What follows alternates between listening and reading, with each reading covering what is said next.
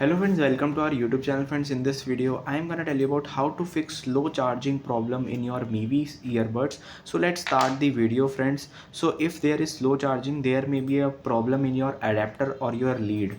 So in this Mivi earbuds, it has its own cable type C to USB A, so you can charge with that cable and a good adapter that is working condition.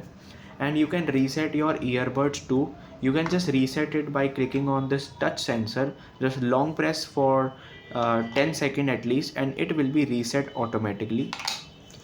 Then you have to reset your Bluetooth from your smartphone also, and then you have to charge it. It will be working properly. And if it is not working, is there any problem in the earbud or in the case, you have to go to your nearby service center and check your Mivi earbuds if you have warranty left.